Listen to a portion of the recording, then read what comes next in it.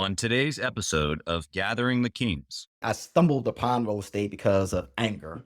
I was laid off. I couldn't get a Blockbuster card back in the day. If it was, if this is Blockbuster Video, that's how bad my credit was. Hey, this is what successful people do. This is just me the other day. I slid into someone else's DM. What's up, everybody? I'm Chaz Wolf, Gathering the Kings podcast, coming back to you hot and heavy with another king here on the stage, my brother, Noel Parnell. How we doing? I'm doing great. Thank you for having me here today, Chaz. What's going on? Well, I appreciate you coming and making your presence known. I know that you've got a a 1-year-old edition kind of squirming around the room over there that you could have taken your time with here today, but instead you're here with us, and so we appreciate you doing that. I'm excited for this conversation. You've got all kinds of really fun stuff going on. Tell us what kind of business that you have. Right now, I'm a full-time multifamily investor. I have different silos where I'm doing new build construction. I'm acquiring distressed properties, and sometimes we're going after now the A class. We're moving up in the ranks. We're going after A class properties now. I love it. And I noticed how you didn't say multifamily syndicator, but multifamily investor. Correct. So we had a little bit of a chat about this before we hit the record button, and so tell us your thought process on that real quick before we get rolling. Yeah, so I don't ever categorize myself as completely as a syndicator because I think I'm just boxing myself and just boxing myself into a corner. I'm an investor. I use syndication as one of my tools to get deals done. There's no difference than doing a subject to deal, which I've done on a 20 unit earlier this year, or seller financing, or going right to the bank. I just use syndication as a straight tool to get a deal done. Yeah, I love it. You're a deal maker and a king at doing it. Love that part. Real estate for a lot of people means kind of similar language, but I don't want to put that language in your mouth. Why don't you tell me what real estate means to you? Why are you in real estate? So to back it up, real estate I stumbled upon real estate because of anger. I was laid off. Maybe we'll touch on that. And I was angry of, someone firing me. And I was like, how do the rich get rich? And I'm on the computer and I came up with real estate. And Wow. truth be told, I'm really good at real estate, but it's not a passion. I'm just really obsessed with it. My end goal is that I want to buy into a sports team. So I'm using real estate as a vehicle, to increase my net worth, where eventually I can buy into as a minority ownership into a sports team. So it's a little bit different when people are Wow. like, oh, I'm so passionate about it. Yeah, I like it. It pays the bill, keeps the lights on. I'm just really good at it because I'm big on systems, discipline, and methodologies. So that's really what kind of separated me from when I say others. 'Cause I keep very good metrics on things, and I just came obsessed with a desired outcome, and that's the same thing I'm doing right now. Well, you have said so many things that have piqued my interest, and so we're going to dive into some of this here a little bit. But I'm hearing you say that you have a mind, a mind for numbers and for tracking and for discipline. All those things are going to be super helpful to the listeners, obviously. But as any business owner is building a business, real estate or non real estate related, those things are very, very important. So I also love too that you didn't give me the classic passive income, freedom answer, which I totally appreciate. I love passive Yeah, income. I also love freedom, yeah. but you have a plan here, and so I got to ask first. Like, give us the plan. Like, you want to? What type of team is it? What do you have the team identified? Like, give us a little bit of the end, and then work us backwards on how you're getting there. Yeah, so my plan is actually 15 years from now. My plan is to increase my net worth where I can buy into a major league team as a minority owner. I don't want to be a main owner because like that's too hands on. I just want to be able to sit courtside or wherever it can be hockey, baseball. I just want to be Okay. there, and collect the check-in. But I enjoy sports, Got it. so I worked backwards, and I really all I did was I said, let me see how everyone was, gaining their success. I'll take for instance, Washington Commanders, although I hate that name, they have a new owner, Josh Harris. Josh Harris is from the Pennsylvania area. He's a big equity hedge fund guy. That's how Okay. he got his start, 20, 30 years ago. And I'm always in his DM on LinkedIn. Hey, Josh, I just want to learn. One day he's going to answer it. I'm going to find how to connect with him. Because I use LinkedIn as I slide in DMs on LinkedIn all the time, no shame. and I'm very No shame. concise on what I want or my need is, and then what I can provide. But I'm Yeah, always sliding in because that's how you get better. If that's someone is right. else there, like success leaves, it leaves a blueprint. All I need It to does. do is follow it, and then you put your own. We all have personalities. You just put your own little spin on it, but it leaves blueprints. I don't need to recreate the wheel. Yeah. Well, I love the succinct 15 years, as well as then, you've got it identified to the minority piece. You want to sit courtside or wherever it is. All those things are very, palpable. I can see them, I can feel them, I can touch them. And I appreciate that visualization that you gave to us. Also think, dude, what a humble approach for someone at your level in the game who's been successful, who's still sliding into DMs. I love it. And if I could just poke one here for the listener, just to say, hey, this is what successful people do. This is just me the other day. I slid into someone else's DM because I saw that they had someone on their show that I wanted on my show. Uh-huh. And I slid right in and said, hey, would you mind making an introduction? And hey, I'd be happy to help here, and here in exchange. Yeah. And this is how successful people do it. We just reach out, shake a hand, offer value, Offer and value. make a clear ask. Would Yeah. you I agree? I always say that. Be very concise on your ask. Don't be long with That's it. right. Be very concise on your ask and what you can provide. Because the Yeah. number one commodity I've learned is time.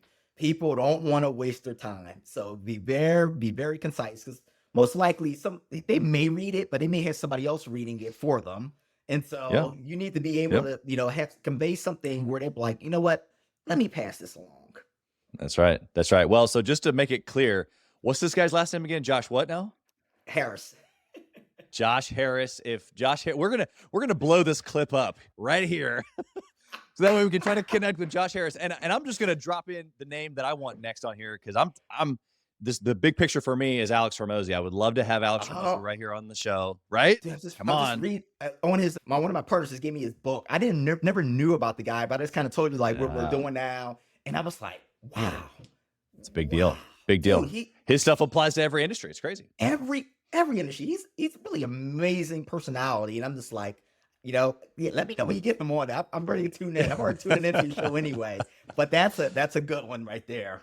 Yeah. Well, we're going to blow this clip up for both Josh and Alex to see, and hopefully we can make our connections. It'll only just be time. For guys like you and I, we already have it dialed in. It's just a matter of when it'll happen. It's just a matter of timing and maybe enough DMs or maybe enough connections. We'll see what happens. Okay. Well, let's get into some practicality here. Let's go you before real estate. What'd that look like? For me, I was professional track and field runner. So I got my degree from Southern University, a degree in biology. I tried out for the 2008 Olympic team. I didn't make it, but I was still chosen to guide run for someone that was blind in the Beijing Paralympics. Wow. And so I still got to go to the Beijing Games, which was an amazing, I don't know if people remember that on TV, but the open ceremony was completely just amazing. So I got to experience that. And then after the games, I was convinced by my stepmother and my father, like, hey, what are you going to do now? You didn't make the Olympic team. What are you going to do? So I went to work foolish. And that was one of the dumbest things that I probably ever done, even though it kind of parlayed where I'm right now because I was 26, 27. I was young. I could have still tried out for the Yeah. 2012 team, but they were portraying their fears, on me. And now it made me like, go ahead and do that. My father was, well known at Merck. So I didn't want to go to Merck. He could have got me a job at Merck Pharmaceuticals. I went against the grain and went to GlaxoSmithKline. And from there, got laid off. Literally, about 9 months later after I started, I got laid off. And I just remember the faces of like my colleagues, because the whole building, anybody that's aware of Research Triangle Park in North Carolina around this time, it was the building, Eli Hitchens, like a beehive. They called everybody down. The building was closing. And I just remember the looks on everyone's faces, husbands, wives, fathers, mothers. And I'm like, it was just me. I'm like, all I had to do was take care. I was actually had a roommate at the time, had like three. Right. So I was doing well. Like I was like, my rent was like Yeah. 200, like splitting is like $200. But I'm like, they Yeah. had dependents. And I still think about it now as I have a 1-year-old. I'm like, man, I can just imagine the anxiety that they were feeling of the unknown of Oh like, yeah. guess what? What am I going to do?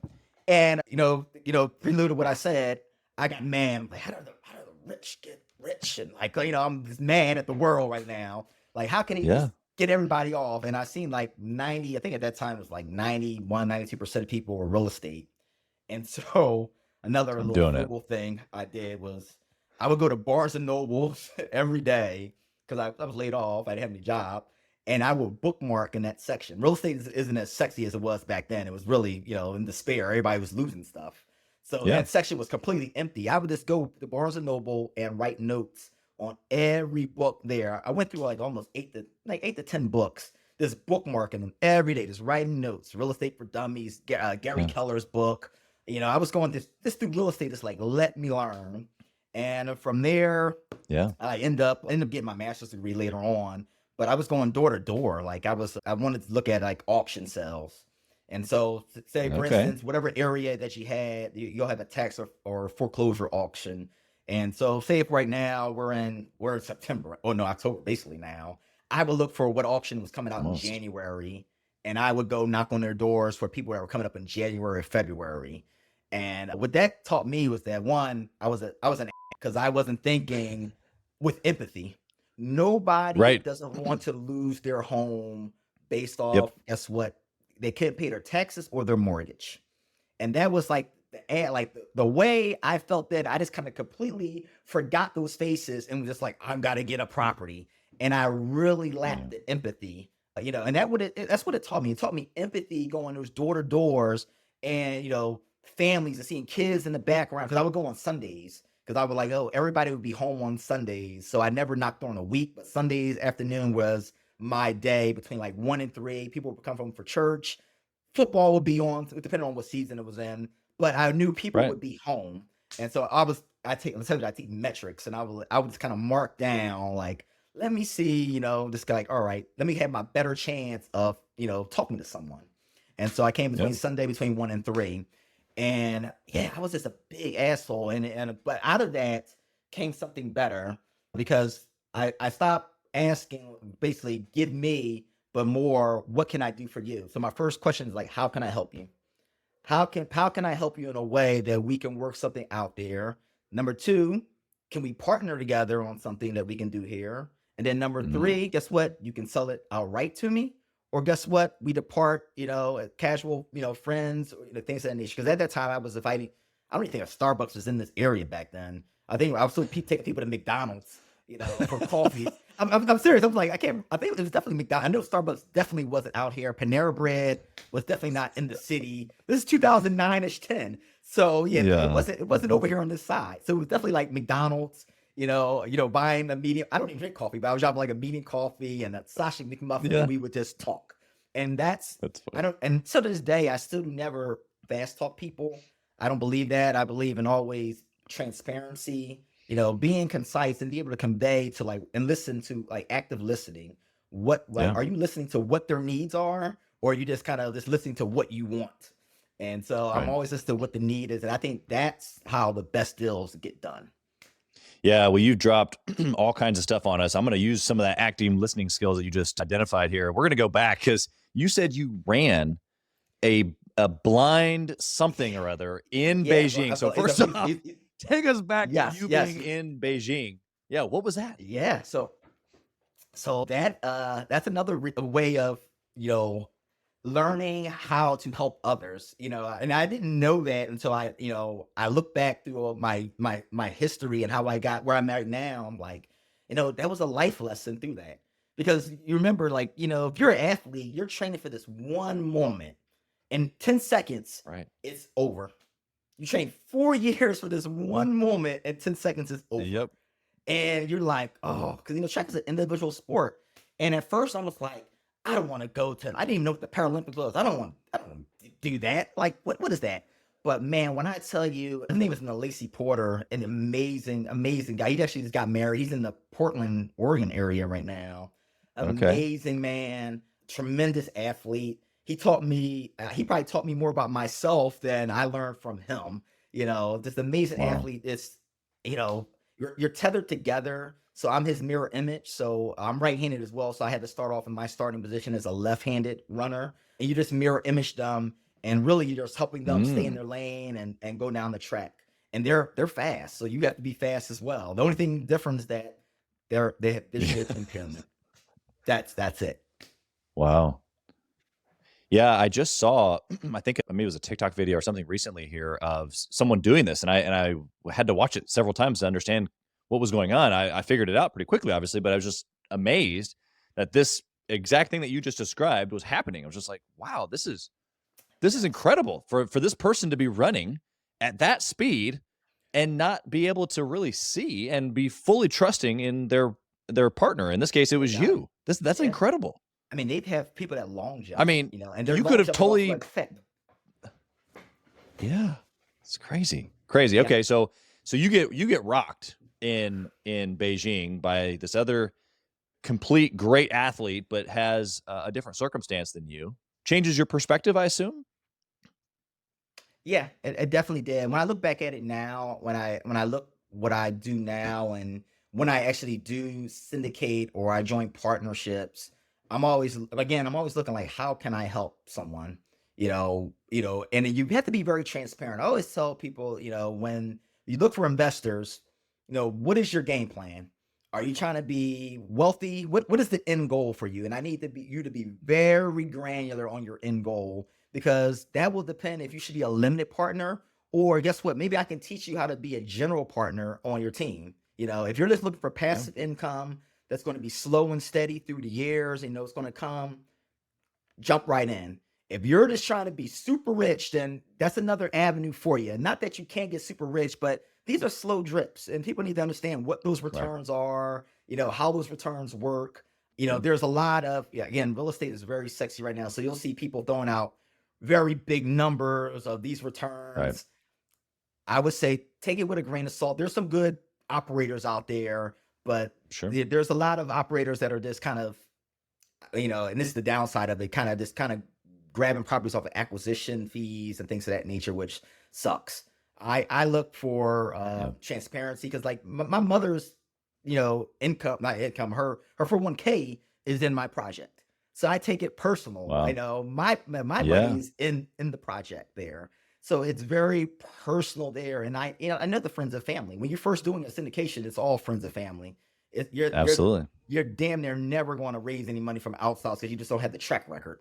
So it's always going Yeah. to be friends and family that you're doing that for. But once you Yeah. know what their end goal is, you can help them achieve what they want, and have realistic terms on it. And I tell people to get granular. And I got that from Yeah. a Tony Robbins book. That was the Seven Laws Business Mastery of get very granular on what you want and the numbers that you need. And it means how many vacations you want to take a year, how many, what type of car you want to drive.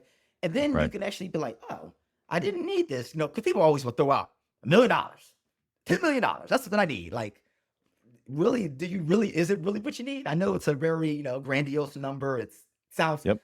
yes, it's good. You should have those type of goals, because I believe you should have those type of goals to stretch you and what you will become to achieve those.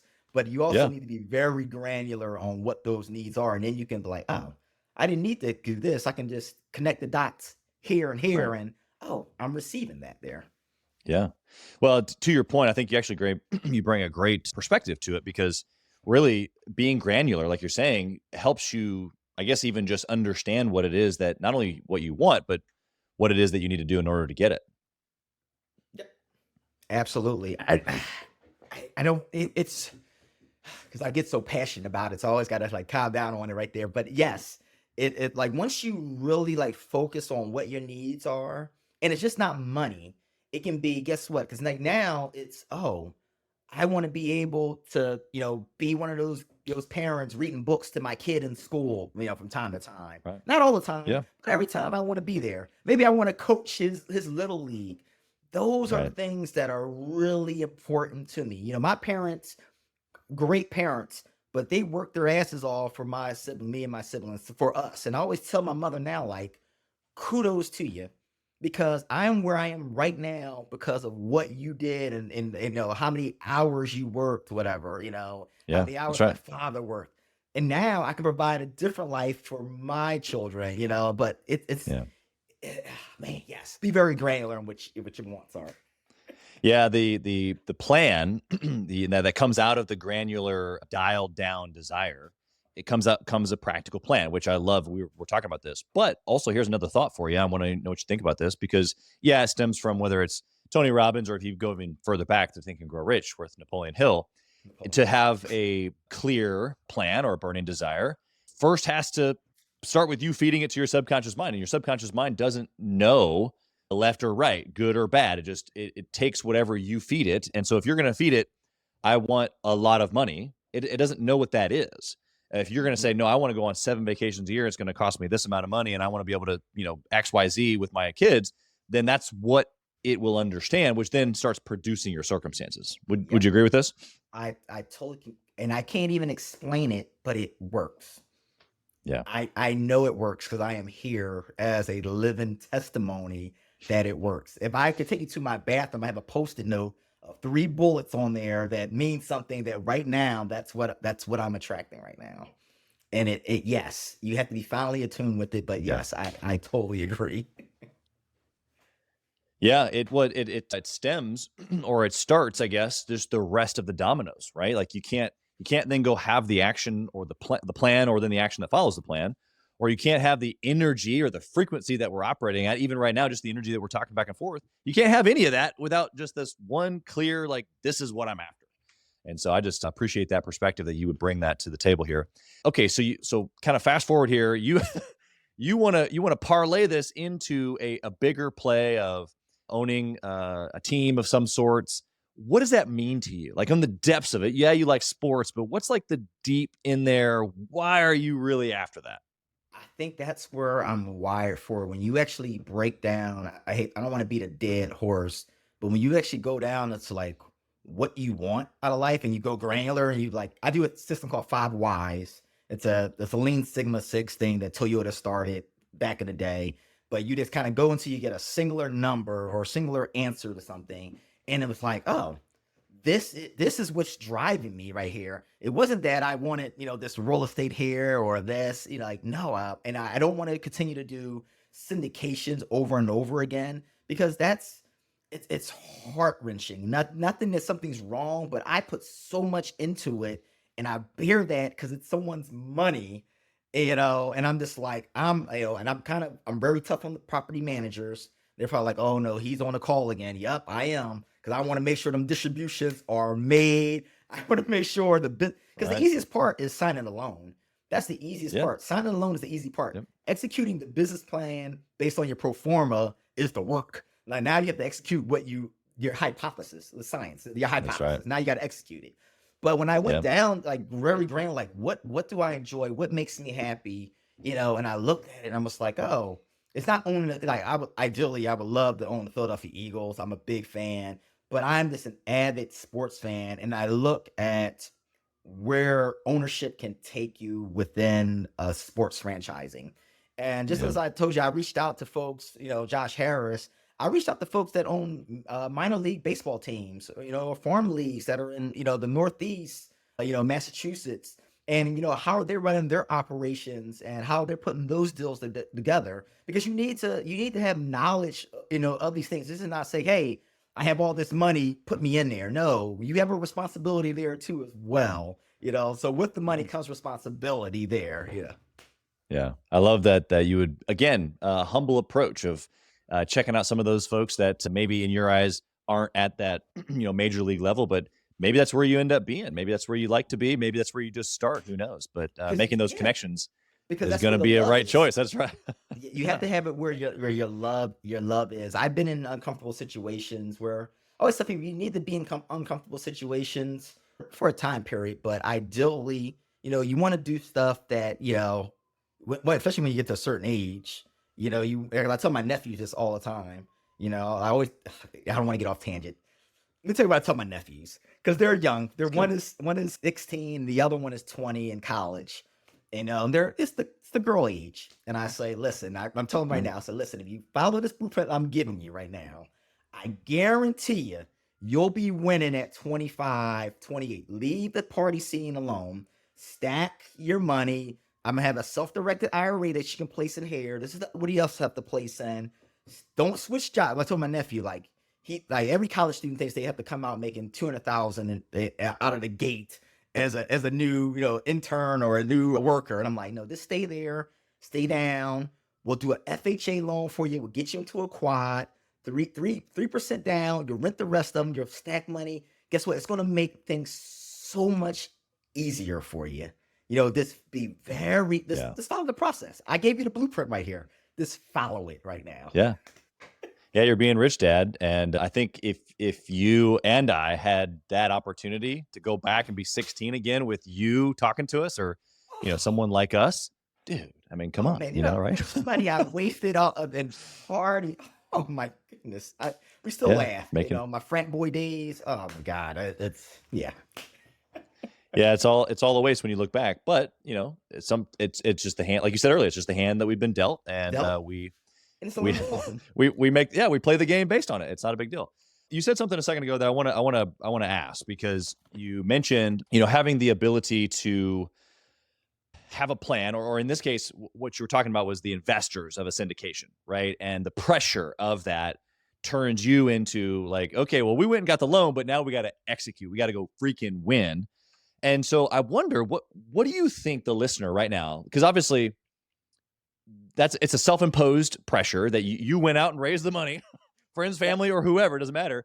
And now you need to perform. And so you obviously work in integrity, and that's pressurizing the situation so that you can make sure that they get their distributions. All that is fair game. The listener right now may not be in that situation. They just started their business. Maybe it's small, maybe it's a big business, but they're not in that quote unquote pressurized situation where they have to follow the business plan because there has to be distributions because someone else is on the other line. What would you say that you had or have currently in some of those deals where it's pressurized like that maybe the listener doesn't have, that they can glean from you because they don't have that pressurized situation? What can you take away from that? Well, I guess two things. Never worry about the number of doors, but worry about the net. I was kind of big on doors, so always be the net, and remember that singles and doubles will get you to the Hall of Fame just as quickly as home runs. It's not as glamorous, but singles and doubles will get you right there if you have that plan. And Sure. when I look at my own portfolio beforehand, I was like, man, I did a great job over the last 14, 15 years, gathering small real estate, and some of those are paid off from cash out refis, and then other ones I still have loans on. But I did it with a methodical plan. And I would tell that person, like, don't have the FOMO that, guess what, because you're still, maybe you're not doing a 100-unit building, that, guess what, you are not crushing it. Because what they don't tell you in syndication is that most people are offering a pref. So most operators are getting paid off of an asset management fee, which is like 1 or 2%. And then they're going to get paid on the acquisition. And then that's it, unless they put their money as an LP, which I always do. But they don't put their money in there, they're not getting paid until that property is sold again. And so that's why people have to do the frequency of deals to make sure that they always have income coming in. So you're doing well. That's what I would tell you. You're doing well. Don't get the FOMO right there. Singles and doubles will get you to the Hall of Fame just as quickly as home runs. Hey, Kings and Queens, Chaz Wolf. I want to talk to you about something that's super important to me. We put a lot of time and effort, we meaning myself and my team, into this podcast, into the content that goes out every single day. And if you have been getting any sort of value or insight from this, we want it to be able to reach other business owners too. So we would love if you would like, comment, share, leave a review, post, share again, all of the things on social media, on all the different platforms, or even on the podcast mediums of Apple and Spotify. We would love to be able to get our content into more hands, more entrepreneurs, so they can grow their business as quick as possible. Together, we are building a community of like-minded entrepreneurs who are committed to growing their businesses to new heights. So let's do this. Let's help each other. Let's help each other grow. Yeah, one of the things you said there that fits right in with the single and double comment that you just made. Why would you tell your nephew, get into a quad, things will start to domino? Why start there as opposed to what you're saying? trying to get into, syndicate a 100 unit deal, right off the bat at 25. Well, one, there's differences in residential commercial. So commercial, you have to have that net worth. So it's going to be 1 to 1. So if you don't have, if it's a $2 million property and you don't have $2 million either liquid or net worth, you can't sign on that loan, and you'll need someone called a KP or a sponsor. So for him, I would say it's a lot easier for you in your transition, and you can cash flow a lot more, off of that property than just kind of, if he wants to, he can get in there. But this is another good segue, because I'm now kind of thinking another little pet peeve of mine. He's going to school to be an engineer. He may love his job. He doesn't have to quit his W-2. And it's what's big on social media is like, if you have a W-2, oh my goodness, you can't have, what in the world, you're working for somebody. There's people Yeah. here that I did not dislike my job. I just outgrew it, because I thought I needed to be vertically integrated. That's And right. I had this conversation like 2 weeks ago. If I would have known to know how to vet property managers, I would have just put them in property management, and I still would have been working as a scientist. I I didn't hate my job. I just didn't want the power of somebody to disrupt, my Right. livelihood based on someone I didn't know. That was the only thing. I still Yeah. miss science. So like so that I always tell people, don't feel bad about having a W-2 and you work. And that's one of my phrases that I do is like wealth without Wall Street, and that I help smart people with lazy money. So that Mhm. might be money that they just have sitting around and they don't know what to do with it. Like I know so many people that had a problem filling out, their health insurance. Not alone, they're just filling out whatever their company's saying. Well, we're matching, and you don't even know what it's doing. So Right. let me help you explain. Like, all right, and I actually do this. I'll sit with them and say, hey, this is what your portfolio at your job is performing right now. If you're matching right now, I'm not going to tell you to stop matching. It's free money, but I would also ask you, when is that vested? Because that also plays, a point in there. If it Yeah. takes 5 years for that money to be vested, but you want to flip your position in 2 years, then maybe it's not a good, opportunity for you to, always match it, because you're not going to get that. You're not going to see that money anyway because you're not invested. So it Yeah. always has to be like, what is the end goal of your investor? Yeah. Yeah. And if the investor is you, then what is the end goal for you? Which you've done a great job of sharing that.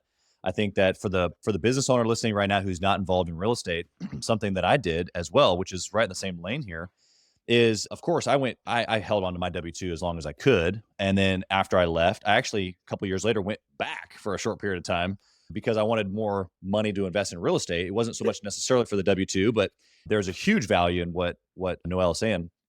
But what I'm also having here, just as a display, do whatever you want. It's not advice on my part. It's just what I did. Is that I started, as my companies became profitable, I started putting myself on a W-2, so that for this exact same reason is That's that I could then go to the bank and become quote unquote bankable on the real estate side. Because for me, very similar to you, where I know I'm doing business and I'm going to have lots of businesses. I'm a serial entrepreneur and I love business, but for me, business is an active income type of scenario, which makes me money, and then I pour that money into real estate. hmm And so, very similar to the situation that you got over there, where you're doing real estate unto buying a team. It's like, look, I'm building all these businesses so I can make money, pour it in over here. But in that same process, being quote unquote bankable is an actual thing. Whether you want to realize it or not, or say something about it, it just is what it is. So, That's you're part of your team. I always say is that you need all a the good tools. group of bankers. You need a good CPA. You need several good lawyers. I have them on a team that you need them.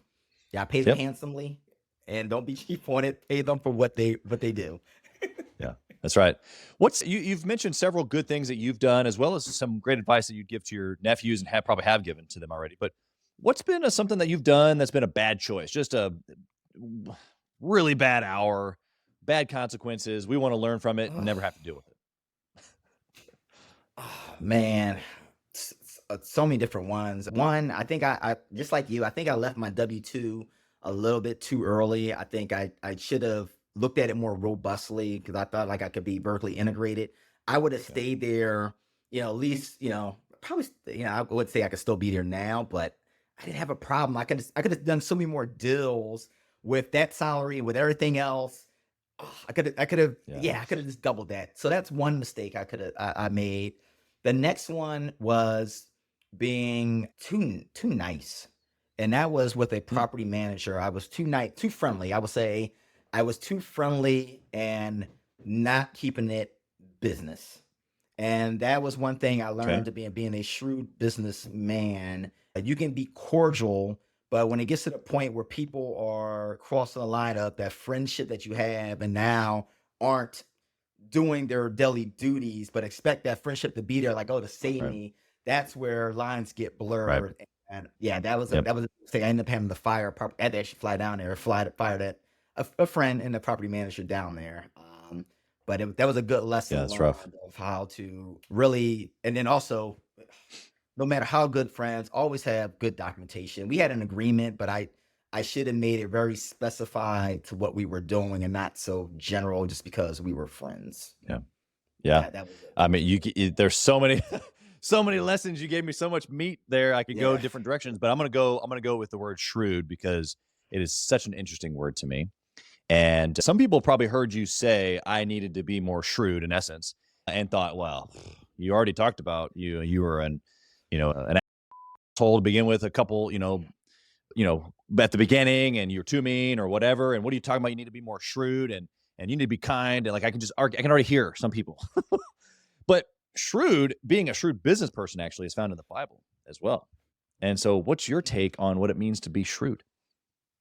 I just think it's being sharp power, like just having great judgment, sharp powers of judgment. That's what shrewd means. Doesn't have to mean you're an asshole, but it's a rule I call the Linda Thompson rule. And Linda Thompson was she was an elder. I don't want to call it elderly, but she was like 79, 80s, whatever. And this is back in 2014, 15. And I'll never forget this rule. I call it a rule because based off her interaction I had with her. I was buying a Okay. group of 16 properties from her. And we're doing the deal. And at closing, she was owed, and I shit you not, it was about $1.59. And Mm, everybody there thought we were just going to wash it. She was like, so how are you going to pay this $1.59 to me? And I looked at her, she was like, it's owed to me. So why would you assume just because it's $1.59 and I'm right. getting this big amount that I didn't care about that $1.59? And I was like, Wow. damn, that's what a good rule. Because how many times have I just let people go? Like, yeah, don't worry about it. It's only a couple of bucks. No, that Right. all adds up to something. And that's what kind of starts spearheading that. But I love that Linda Thompson role because to me, she wasn't mean, but she was a shrewd businesswoman on what's Yeah. owed for. It didn't matter that she was receiving almost $500,000 worth of income. She was like, where is that 500,001.59 that's Yeah. owed to me? And I was like, huh. And from then on that, like, no, I take no shorts. Yep. Actually, like, if it's something's 99 cents, yeah, my penny. Like she started that. So anybody listening to gas station, you see me at a gas station, you're like, oh, we got to dig for that penny. Blame Linda Thompson because of that and that rule that she taught me. Yeah. I appreciate this perspective. I'm a pretty prudent person, pretty detailed. And some of this can be like, kind of getting caught up, like tripping over a dime or tripping over a dollar to pick up a dime type of a scenario. And people get lost in the wrong weeds, I think, in some people hearing you. But what I really feel like you're saying is that the details matter and what's right is right. Right. And so the principle is what she was going off of, not so much necessarily the $1.59. Yeah, it It didn't was the matter. principle of, Principle. yeah, it didn't matter. It didn't matter what it was. Yeah. Yeah. Yeah. And so how does someone take this forward? Is it really asking for the penny at the gas station, or is it a greater principle here that they can apply? No, I think it's the greater principle of, always getting what's owed to you, especially if you're providing good service, expect that back to you. So I think when Yeah. you're moving in business, there's a level of code and it's like I Sure. was in the sports, but it's like golf. It's an unknown code and how you should move in business. Yeah. Sometimes you have to call Yep. a strike on yourself, even when someone doesn't see you, because that's where being ethical comes into play. When That's right. something's wrong, that to me, I kind of group all of that together on the Linda Thompson rule and how like I Yeah. said, when I look at my history of business, whether it was my cleaning business, that I had, I had tons of like serial entrepreneurship, and I played in real estate. But when I look at it, it all encompasses all these life experiences that I apply now, and kind of how I deal with people in general. Because I always tell Yeah. people, real estate is easy, people are difficult. So that people can Yeah. be anything from title companies, contractors, it can be from third parties.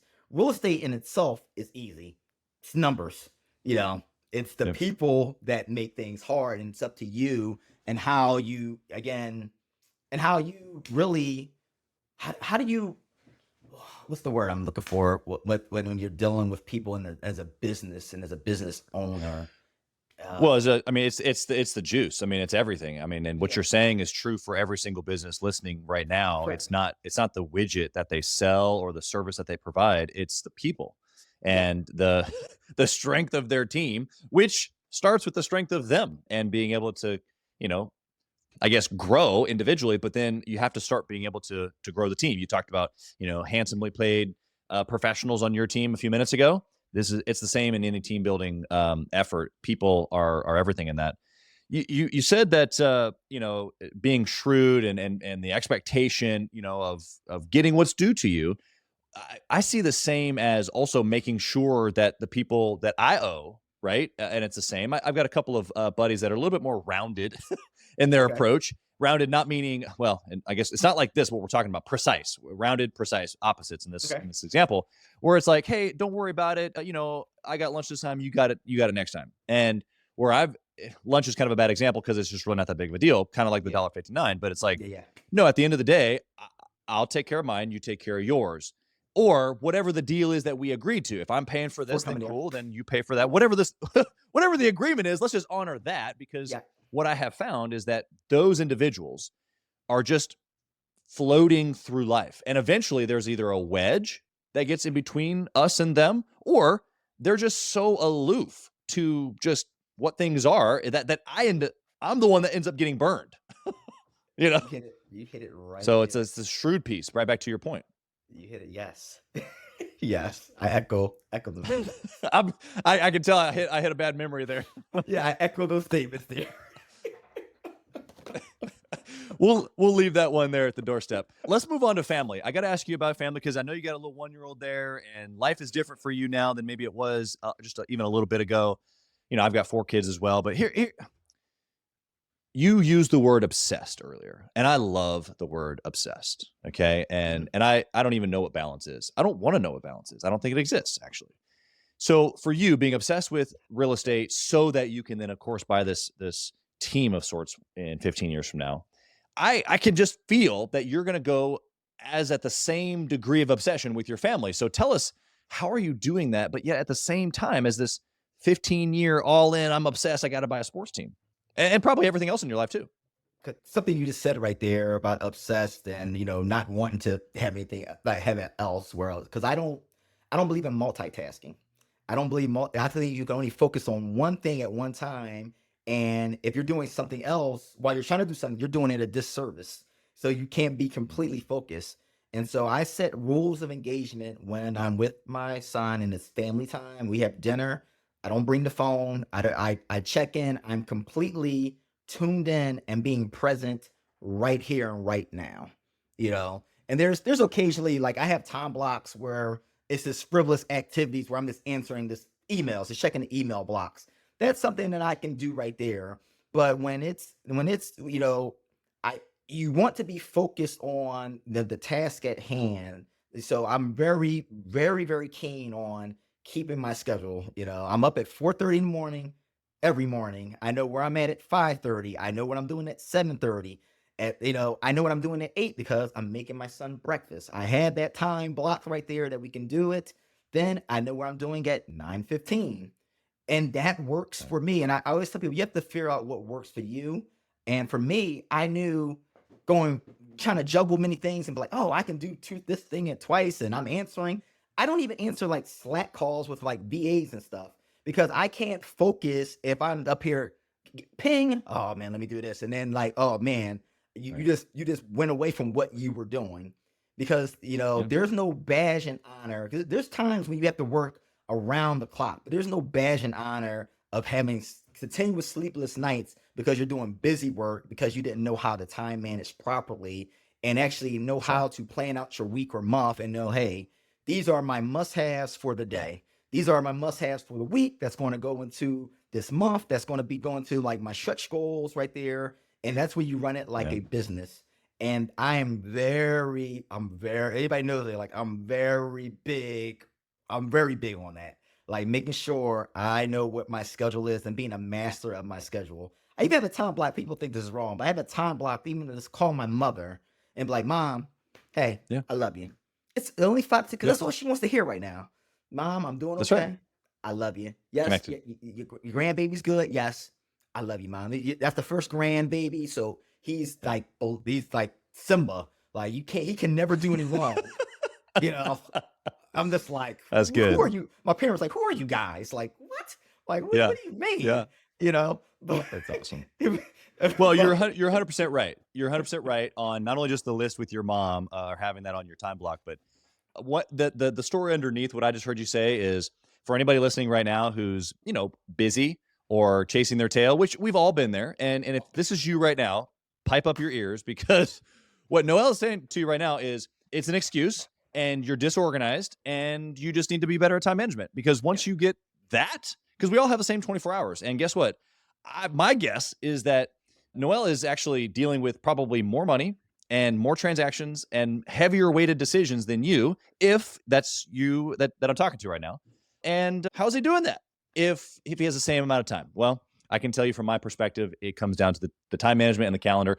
I also, too, have time where I check mark the box on who I reach out to. In fact, a couple of years ago, I even created a list because we moved across the country. There was a list of friends that I purposefully and intentionally wanted to stay in touch with, knowing that I lived across the country now and that it was going to be much, much harder. So I created a list, and on my way home from the office every single day, I called the next one down the list. Just every single day, just the next one down the list. Hit the top of the list and then all the way back down again. And it was just a quick 5, 10, maybe 15-minute call. That's all I had before I got home to the house and went in with the kids. But that was the intentional 8 minutes that I had to say, hey, I was thinking about you. How you doing? How are the kids? Cool. Like, blah, how's the business? Blah, blah, blah. And then you end it and you move on. So I appreciate that perspective. I got one last question here for you because you've been just so incredible.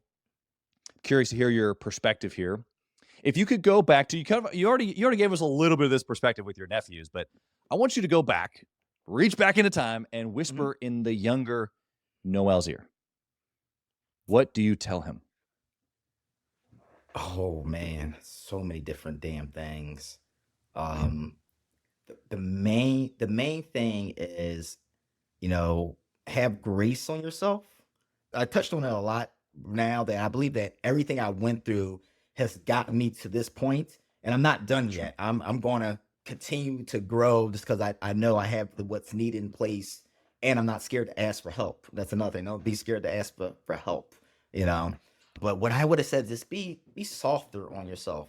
Give yourself a little bit of grace. I was one of those folks that I was just talking about.